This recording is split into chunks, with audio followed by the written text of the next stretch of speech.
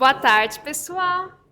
Vamos retomar então nosso evento, nossa jornada, né, da terceira edição da Filosofia das Proteínas e das Células. E agora à tarde a gente tem a honra da apresentação do Danilo Lopes, que vai falar sobre RNA e proteína. Muito Olá. Obrigada. Boa tarde a todos. Eu agradeço o professor Osvaldo, né, que foi meu professor lá na filosofia. E eu tenho mestrado em ciências, entre outras especificações aí. E hoje eu vou falar sobre um trabalho que eu fiz em outra instituição, misturado com um pouquinho aqui de um debate sobre essa questão do dogma central, né? Então o título é Entre RNA e Proteína, né, o papel da metilação M6A na regulação celular e seus desafios ao dogma central da biologia molecular. Então eu dividi a minha apresentação em 3 partes, onde eu vou retomar, né, o básico aqui do dogma central, do que vem a ser isso, na perspectiva lá do Watson e Crick, né, e vou então apresentar o trabalho que eu fiz, que envolve modificações no RNA, que são chamadas modificações M6A, no modelo do parasito Plasmodium species, né? E depois umas considerações finais. Então, o dogma central, acho que vocês todos aqui já ouviram falar, é justamente essa concepção que foi cunhada, né, por estes indivíduos aqui, o Watson Crick, a Rosalind Franklin e o Maurice Wilkins, em 1953, quando houve a elucidação da estrutura do DNA. Então, naquela época, a concepção que se tinha do dogma central era essa concepção linear, né? Então, DNA, através da transcrição, originava uma molécula de RNA mensageiro e depois, na tradução, uma proteína que geralmente exercia uma função. Então, essa era a concepção que se tinha do dogma central, né? Então, quais eram as características? Você tem aqui uma concepção linear da informação, né, molecular, e separação de funções moleculares. Então, cada molécula aqui ela tinha uma função específica, né? Um princípio de não retorno, ou seja, do DNA para a proteína e só. E um modelo simplificador, ou seja, ele não sustentava outras, vamos dizer assim, outras direções aqui. Então, basicamente é isso. E aí, com o passar do tempo, né, a ciência ela foi evoluindo, foram surgindo novas técnicas de estudos moleculares e também os modelos nos quais essa evolução acontecia se dava em outros indivíduos que não eucariotos, né? Então eu posso citar aqui, né, a descoberta da transcriptase reversa, o código genético decifrado na década de 60, o splicing, né, os RNAs catalíticos, os microRNAs, e aqui o que nos interessa é a epitranscritômica. Então, tudo isso daqui aconteceu e, obviamente, aquele dogma ele foi sendo questionado, certo? Então, o que vem a ser, o que passou a ser isso que se chama de expressão gênica?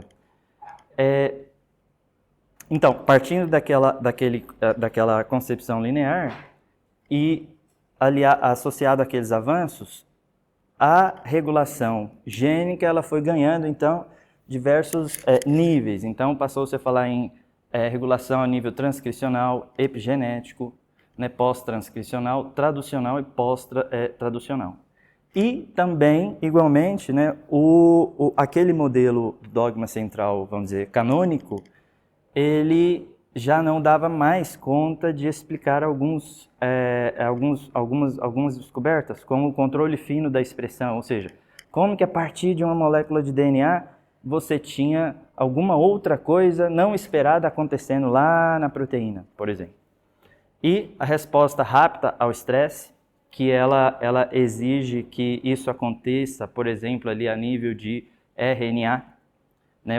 Porque muitos eventos moleculares acontecendo, então isso tem que ser rápido.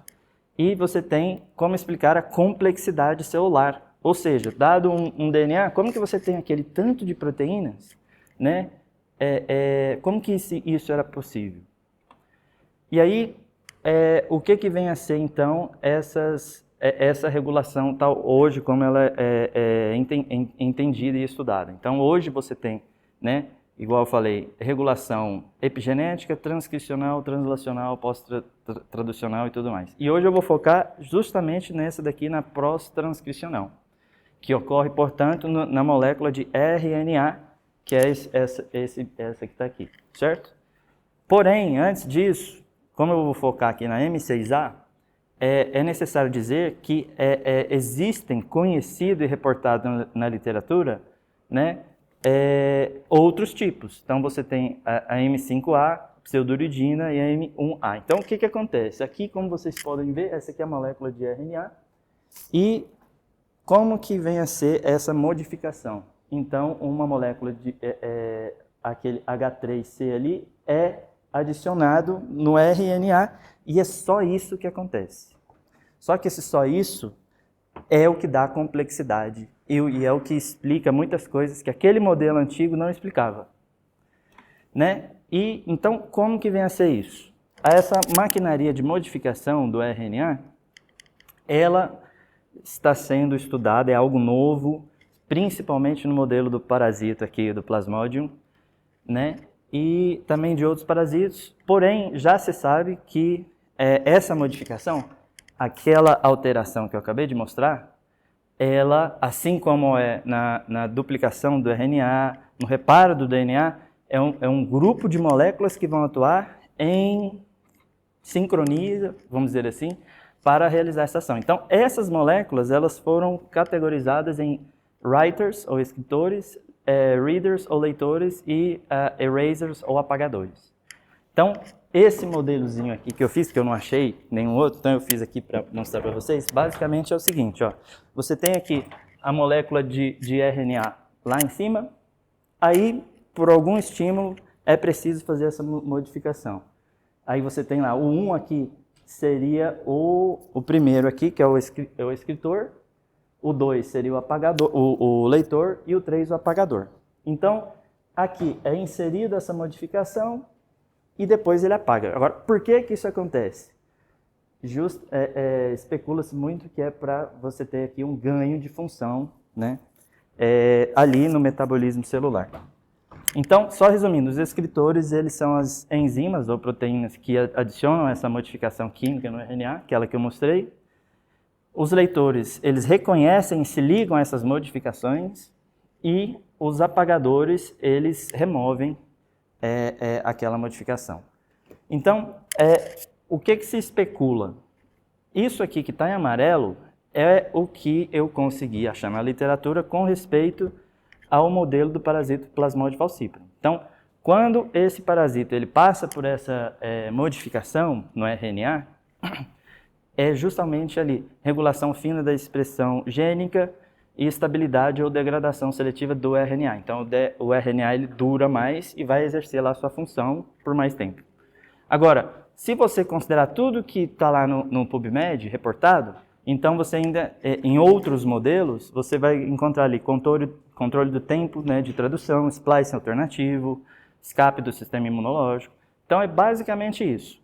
Existe uma ameaça, uma mudança de algo que é favorável, e uma das estratégias que a célula, né, a gente pode considerar, faz isso daqui, essa modificação, M6A. Mas tem mais modificações no rol aí de possibilidades.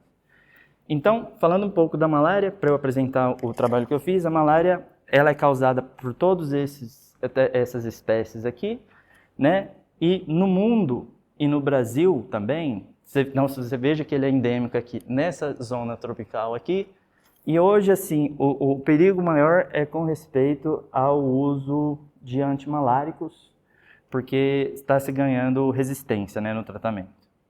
E o ciclo da malária, né, ele envolve 2 hospedeiros. Então aqui você tem o mosquito fêmea do gênero Anopheles, e o parasito, conforme ele vai avançando entre esses hospedeiros, no tempo e no espaço, ele vai modificando a sua forma. Então, o que eu vou falar aqui hoje, os dados que eu vou mostrar, é com respeito a essa forma que está no sangue, não é massa. Então, no sangue, ele basicamente ele vai entrar aqui, vai se alimentar do conteúdo ali e ele vai começar a se multiplicar. Aí, com base na morfologia, quando você olha no microscópio, a gente classifica em trofozoito jovem, trofozoito maduro, esquizonte, e também tem os gametócitos, que é o que vai cair na corrente sanguínea e ser capturado pelo hospedeiro invertebrado, que é o mosquito. Então é isso. Então veja, aqui você tem 2 hospedeiros e um monte de condições que o parasita está submetido, que pode, para o benefício dele, elicitar essa modificação M6A. E aqui então eu trato disso. Olha só. Aqui você vê a diversidade de locais que ele passa durante o seu ciclo. Aqui estão as formas do parasito. E aqui o tipo de estresse que ele está submetido. Então, ó, veja, tem estresse oxidativo, tem estresse farmacológico, tem estresse de pH imunológico. Então, veja, ele está diante disso tudo. E aí, como que ele responde a essas demandas, né? Ou pressões? Aí é onde que entrou lá a nossa hipótese, e aí a gente buscou, então nós hipotetizamos que o parasito ele aciona essa maquinaria para ter algum ganho de função. Então nós buscamos na literatura para ver o que tinha sobre aqueles escritores, apagadores e tudo mais. E nós achamos esses aqui que estão em amarelo, que aqui está escrito como readers apagadores, mas quando eles foram publicados, ninguém sabia disso. Então, o que eu fiz? Eu fiz uma estratégia de busca e fiz uma análise bioinformática, né, para tentar identificar esses genes, agora sim, nessa perspectiva dessa maquinaria. Então, o problema do trabalho que eu fiz na outra instituição é esse daqui, né? Não se sabe a composição molecular da maquinaria M6A, né? No Plasmodium, não se sabe se os genes são conservados nessa maquinaria, se a transcrição como que ocorre a transcrição dos genes naquele ciclo, e aí a gente elaborou um projeto e os objetivos foram esse daqui, identificação in silico, né? In silico significa bioinformática, não é laboratório. Dessa maquinaria, então caracterizar isso na bioinformática, comparação evolutiva das espécies, porque são 3 espécies que eu já vou falar, para ver se é conservado ou não o gene, e que mais validação experimental, que é fazer os testes em laboratório com o parasito, extraindo o RNA e vendo qual que é a expressão dele no laboratório. Então aqui está o arquétipo da metodologia, né? Então, o que eu vou mostrar mais aqui hoje é mais essa parte aqui, porque essa daqui ainda está acontecendo, a gente está esperando chegar lá um reagente e também estou esperando o orientador ter mais tempo, certo? Então, basicamente o que eu fiz foi o seguinte, eu acessei esse banco de dados aqui, coloquei essa estratégia aqui com base no paper dessa cientista, que provavelmente é a que mais estudou essa questão da modificação M6A, e aí você faz a busca e apareceram lá 47 genes possivelmente associados a essa maquinaria. E aí os resultados foram esse daqui. As 3 espécies que eu pesquisei foram Plasmodium falciparum, o Knowlese e o Vivax, né? E então aqui 47 genes possíveis, caracterizados aqui em leitores e readers. Então, para o Plasmodium, perceba que não tem eraser. Não foi identificado. Mas depois vocês vão ver que ele está lá manifestado de alguma maneira. Né? Então, só tinha writers e readers. Então, como que isso daqui foi caracterizado? Olhando aqui nessa tabela, os 47 genes possíveis que eu falei, eles são esses aqui. Esse aqui é o número de acesso do gene. Né? Então, depois do tratamento que a gente faz, eles foram associados a 1, 2, 3, 4, 5, 6, 7 moléculas, certo? Aí depois que eu agrupei, eu percebi, agora fixando aqui as moléculas e olhando para os genes, eu percebi que, por exemplo, para cada molécula você tem mais de um gene para cada espécie. Então, aí você começa a se perguntar, qual que é a função disso? Será que isso daqui não é algo bom? Porque quando você tem mais de um gene, significa então que deve ser um gene que é importante para a sobrevivência daquela espécie. E aí, em alguns casos, tem até mais de uma cópia do gene lá no genoma do parasita. E aqui é a análise de sintenia ou conservação, ou seja, todos esses genes, apesar das ser 3 espécies, todos eles são conservados. Isso significa que entre aquelas 3 espécies você tem diferenças, mas esses genes aqui eles são homólogos, ou seja, são importantes para a sobrevivência do parasito. E então, aí assim ficou caracterizado. E aí depois, né, eu fiz análise de expressão com base nos dados de bioinformática. Então, só vou passar aqui rapidão. Ó, aqui tem a expressão dos genes no IDC. O IDC é aquele ciclo que se dá dentro da hemácia do hospedeiro vertebrado e no gametócito, esse do Plasmodium falciparum, e aqui da outra espécie. Então, o que está acontecendo aqui e aqui é o mesmo que está acontecendo aqui. Então, eu vou explicar por aqui que é a mesma coisa. Então, o que acontece? Você tem aqui ó, a expressão, quando é vermelha, é muito alta. Quando é azul, é muito baixa. E o que acontece? Quando eu peguei aqueles genes, né, de cada espécie, que é aqueles que eu mostrei na tabela, e fui ver a expressão deles, veja que aqui o seu foco tem que ser no vermelho. Então, aqui significa, acabou de entrar na célula, aqui já está um pouco tempo mais na célula, aqui ele já está quase saindo da hemácia. Então, veja que não tem nada que é linear. Isso significa que há uma regulação gênica ocasionada por esses genes da modificação M6A, o que sugere que esse tipo de modificação é importante para o parasito. Então, a mesma coisa está acontecendo aqui no gametócito e a mesma coisa aqui também no ciclo IDC dentro da célula da outra espécie. Bom, aí... Oi? Linear o quê? Você falou que o resultado aqui é linear, esse gráfico. Não. Eu falei assim, perceba que não tem nada linear aqui. Porque se esse gene não fosse importante, ele seria constitutivamente expresso, então teria algo só azul ou só vermelho, ou não teria nada disso. Bom, aí agora a abordagem de laboratório é a qual eu me encontro agora. Então está faltando agora fazer os experimentos. Aqui a fotografia do microscópio dos gametócitos de Plasmodium falciparum, eu acho. Então agora o que eu vou fazer? Eu vou cultivar, aliás, eu já até fiz isso, eu cultivei esses parasitos, já extraí o RNA dele, né? Aí, por meio de uma técnica, eu consigo produzir DNA. Então, é reverso, veja que já foi contra o dogma central. Então, do RNA eu produzo o DNA e analiso a expressão do RNA através do DNA nessa técnica aqui chamada de qPCR. Então, o que eu espero encontrar é algo muito parecido com isso daqui. Porque isso daqui veio do que já está lá publicado, nesse banco de dados aqui. E agora eu vou fazer a parte experimental para ver se dá um match. Então, eu já tenho isso, eu vou pesquisar isso e eu quero que aconteça isso. Né?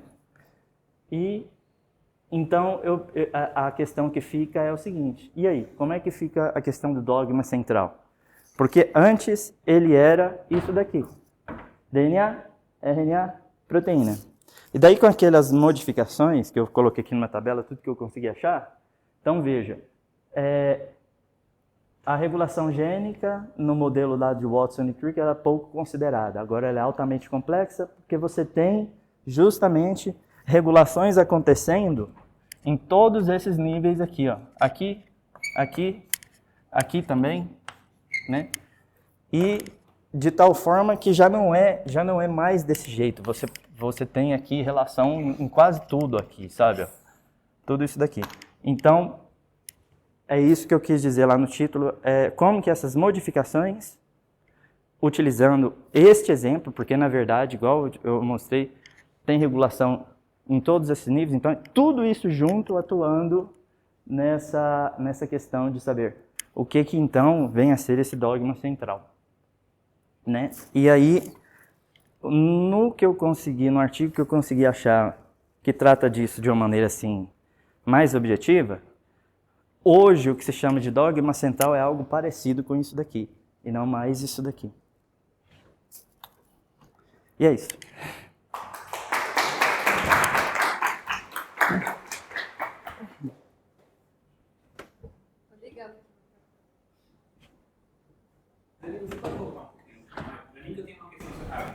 É aqui? É maravilhoso. Muito obrigada. Ó, faltou 10 minutos, você falou em 20 minutos. Eu fiquei... Me falou muito calmo, foi maravilhoso. Mãos e dedos, mãos, né? Uma mão ali. Gente, pra quem não sabe, a gente tá fazendo mão e dedo, não sei se vai continuar, mas... Bom, boa tarde, obrigado pela comunicação. Eu fiquei curioso sobre essa questão das regulações que você falou que acontecem ali entre as etapas. Eu sei que elas estão para ser entendidas ou pesquisadas, não sei, a complexidade, como é que funciona isso? Não. Essas outras regulações, na verdade, são essas daqui, ó. Cadê? Elas já são bastante conhecidas, inclusive. É isso daqui, ó, né? Regulação, epigenética, transcrição. Então, epigenética, mediação, ela se dá por quê? Metilação do DNA. Isso já é bastante conhecido, já.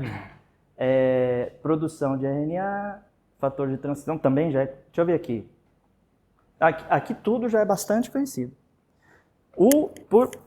Assim, o mais curioso justamente são essas modificações pós-transcricionais que, em determinados modelos de estudo, igual esse do plasmódio, não se conhece nada.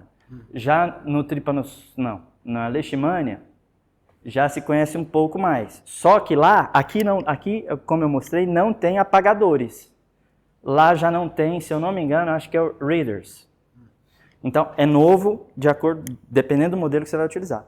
Agora, esses outros níveis de regulação gênica já são bastante conhecidos já há algum tempo, inclusive. Você falou que não tem ou não identificou ainda os apagadores? Aqui no plasmódio não foi identificado. Tá. Mas tem, sabe por quê? Olha aqui, se não tivesse, estaria tudo vermelho. Entendeu? É por aí. É por aí. Uma hora eu chego. Tá, é uma quase mão ali. Não. Mas, João. Eu só queria ver o gráfico. Parabéns pela apresentação. Ok. Tá, uma mão. Você precisa do... Você fez todo aquele esquema ali do dogma linear e tem aquela última parte que você deixa essa pergunta da semiótica. Isso. E como eu estudo um tanto dessa biosemiótica, eu queria ver do que se trata aí. É porque eu achei... Eu não sei se as pessoas têm acesso ao resumo. No meu resumo, como eu também tenho formação em filosofia, eu quis colocar alguma coisa de filosofia ou algo parecido com isso, né? Então, qual que é o lance? Por que eu coloquei... Então, deixa eu apagar aqui, senão vai confundir. Não? O que eu quero dizer com isso? Antes você tinha um modelo linear. Então, a única possibilidade, vamos dizer assim, é linear. Então, para este DNA, que eu vou chamar aqui de DNA A, você teria um RNA A, uma proteína A, que vai exercer uma função A. Só que quem que perguntou foi você que perguntou, devido a esse tanto aqui de regulação, para o mesmo código, para uma mesma informação a nível do DNA, lá na ponta você tem diversas possibilidades, diversos significados. E foi isso que eu quis associar, porque a filosofia poderia apropriar disso e redefinir algumas coisas aqui. Então, eu só quis fazer essa analogia mesmo. Não, tá ótimo.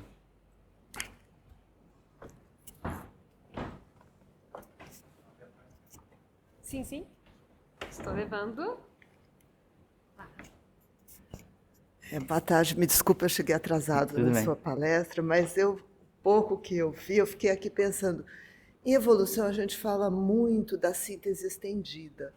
Vocês acham que já estaria na hora de fazer um dogma estendido da biologia molecular ou algo assim? Então, na verdade, a sua pergunta, eu não escutei um pouquinho da sua fala, mas você me perguntou se já não chegou a hora da gente redefinir isso.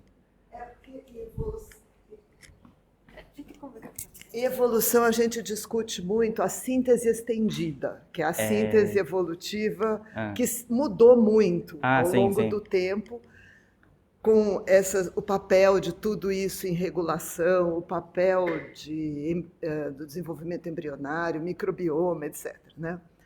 Aí a minha pergunta é se não estaria na hora de fazer um dogma estendido da biologia molecular. Então, foi isso que eu entendi. Já passou da hora, e quando eu estava escrevendo o meu texto base para apresentar isso daqui, na verdade, eu fiz praticamente uma outra busca só para identificar esses termos aí relacionados a essa questão. Então, eu achei 25 artigos no mundo inteiro tentando fazer isso. Só que no meio do caminho tinha uma pedra chamada Watson Creek. E eu acho que se isso acontecer um dia, eles vão tentar manter alguma coisa desse dogma central aí para não perder o brilho, sabe? É um dogma, então, já é uma questão, será que é dogma mesmo? Porque eu acho que não é mais não.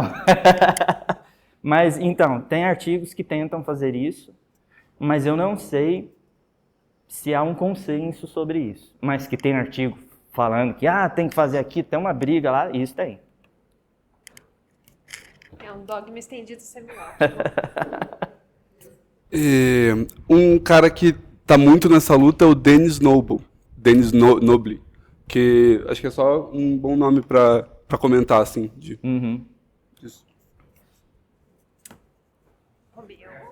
Eu nunca.